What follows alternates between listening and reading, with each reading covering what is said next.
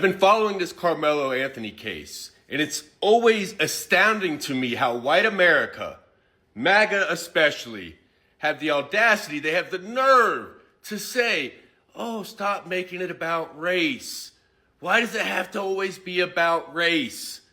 Because it is. Have you seen the history of the United States of America?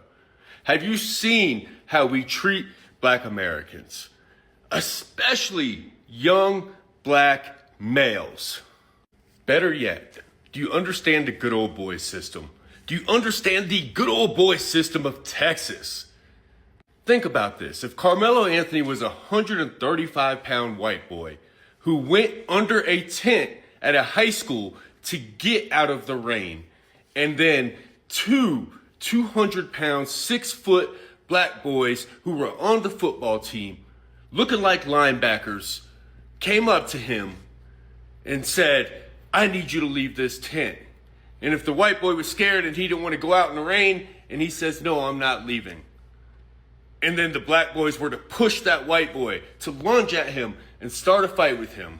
And then that white boy pulled out a knife and stabbed them 2 Black boys. Y'all would all be saying self-defense. We wouldn't even be having this conversation. You'd be in the comments, usual suspects.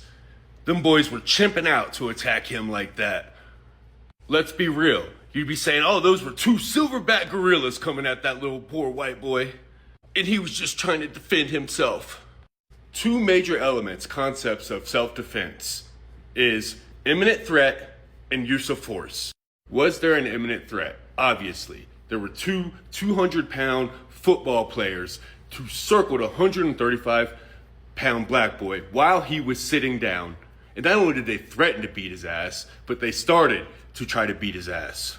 And the reality of America is that the vast majority of us, including myself, is that we'll never know the amount of fear that Black people face and feel having to live in a society that was not built for them, that was not built by them, but it was actually built to destroy them. Knowing that 9 times out of 10 in situations like this, they're not getting the good end of the deal. They're getting the short end of the stick. They're not getting the benefit of the doubt. When we convict white defendants in the United States of America, it is beyond a reasonable doubt, any sliver of doubt, and that person is innocent. Black defendants, on the other hand, can have all the doubt in the world, evidence in hand, and many times it's still not enough. Not all the time, but the vast majority. There are police brutality trials, and they have a use of force incident by a law enforcement officer, and he has to make a split